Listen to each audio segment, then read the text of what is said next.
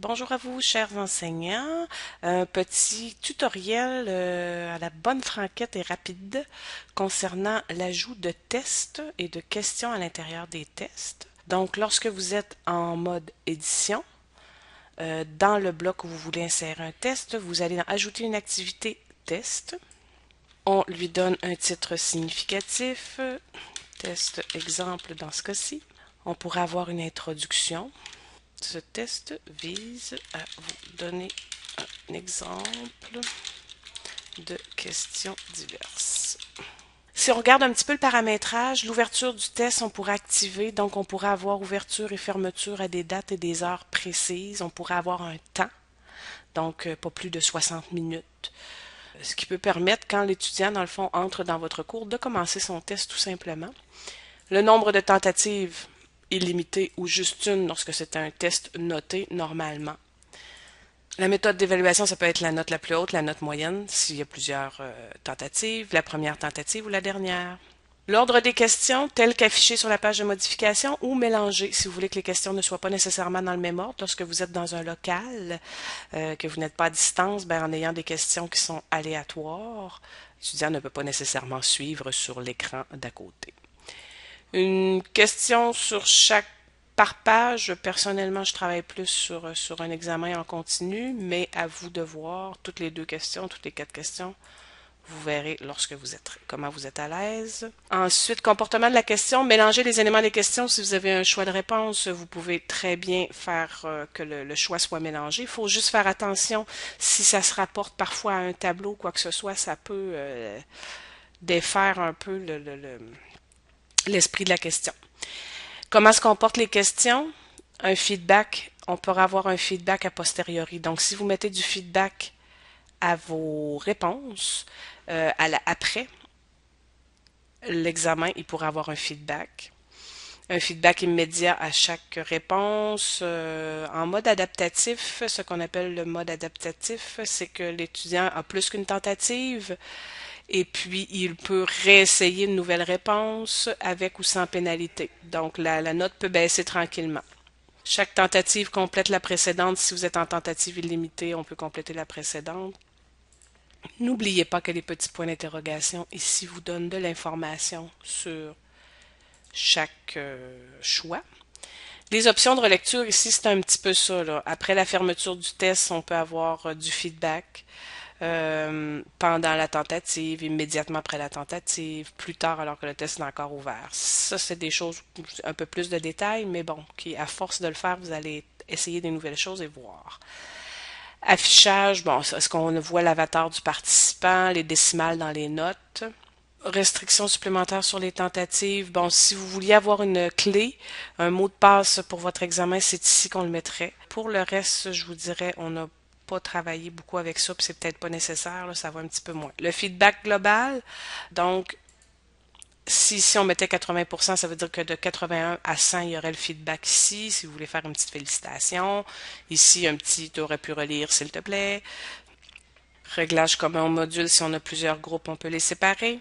Restreindre la disponibilité, ça pourrait être, vous devez faire l'activité 1.1 avant de faire l'activité 1.2, donc on peut mettre ici une condition de note. Donc si je disais mon test 2 doit avoir 60% avant d'avoir la disponibilité de cet examen-ci.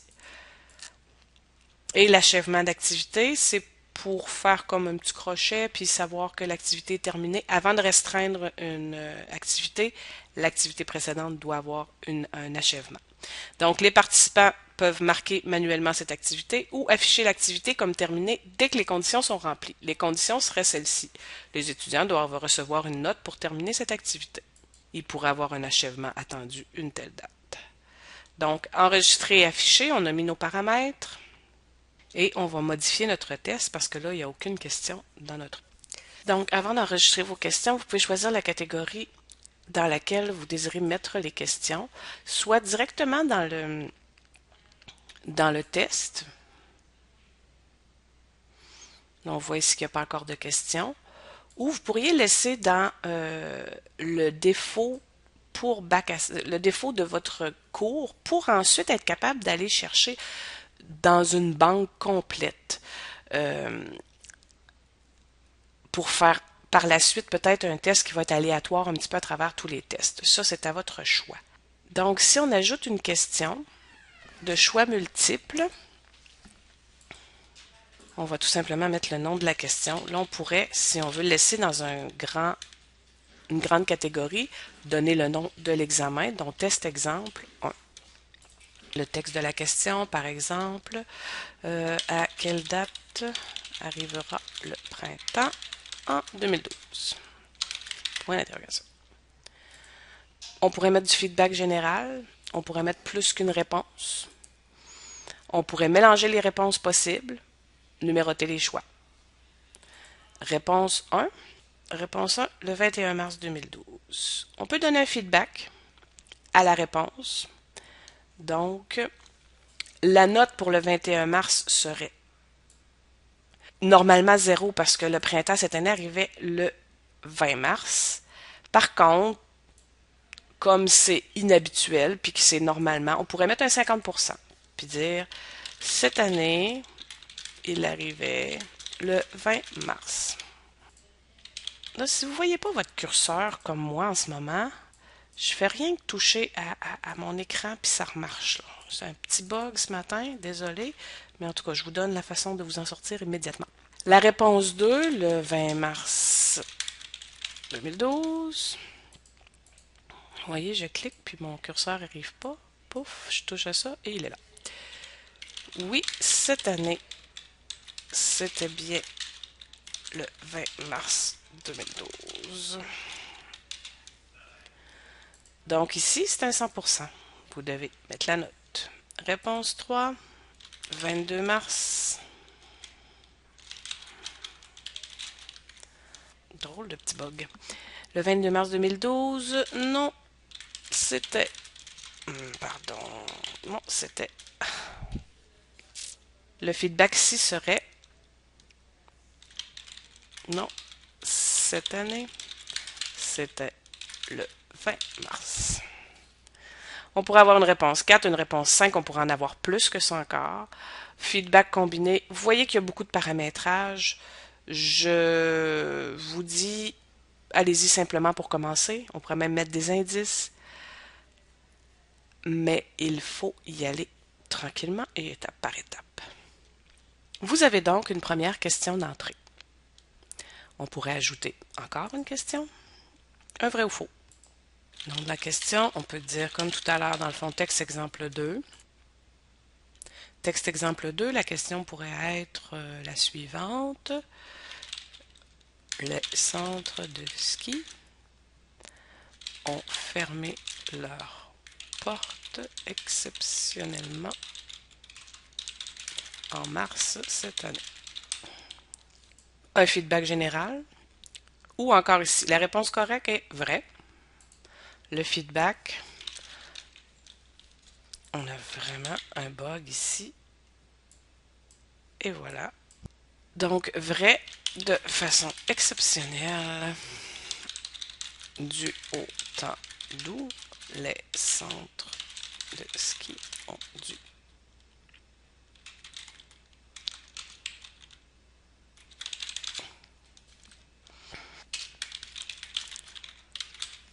On pourrait même avoir un feedback pour la réponse faux à votre guise. Donc, on aurait ici deux questions. On peut ajouter une page, on peut ajouter une question. Ici, on pourrait avoir, si on va dans la description, vous pourriez ajouter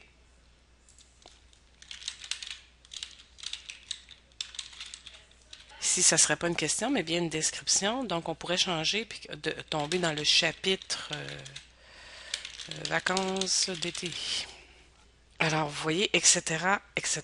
Vous pouvez ajouter des questions, comme je vous dis, à réponse courte, à composition. Ça, c'est celle que l'étudiant va pouvoir vraiment taper et inscrire des choses.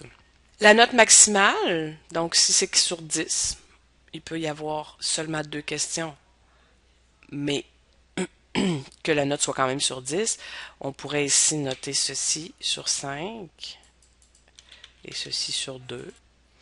Donc, vous avez des corrections à faire dans les questions. Vous pouvez passer par la petite main. Vous pouvez visualiser votre question et même modifier certaines options. On peut compléter pour voir qu'est-ce que la bonne note. Finalement, remplir les réponses correctes. Même chose ici si on veut regarder notre vrai ou faux. Voilà. Et si nous aurions, comme je vous dis, un titre qui séparerait si on ajoutait une autre question par la suite. Quand nous avons terminé, bon, ici vous pourriez modifier l'ordre des questions si vous le désirez.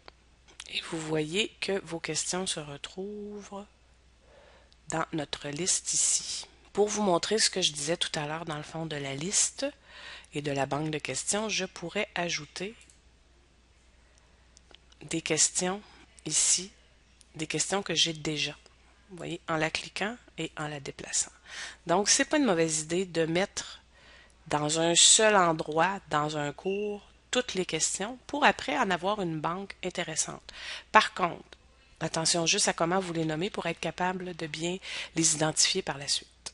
On s'en tiendra à ceci pour aujourd'hui. On peut retourner voir dans notre cours que notre test est bien là. Donc, test exemple. Faire le test maintenant. Je n'avais pas mis de clé, j'avais pas mis de... Alors ici, on a nos premières questions. Et j'en avais mis d'autres par la suite, là. Excusez, c'était pour mon cours d'espagnol. Vous voyez, c'est les questions que j'ai ajoutées. L'étudiant complétera le tout et pourra terminer le test lorsqu'il aura terminé. Évidemment, je vous conseille de l'essayer d'avance. Je vous conseille d'avoir un étudiant bidon pour être capable euh, de le tester en tant qu'étudiant. Et si vous avez des questions, bien entendu, on peut se reparler. Notre experte à Collégia est Madame Suzanne Fournier qui fait de l'intégration depuis très longtemps et qui a plus d'un tour dans son sac concernant les types de questions à intégrer dans un test. Bonne fin de journée.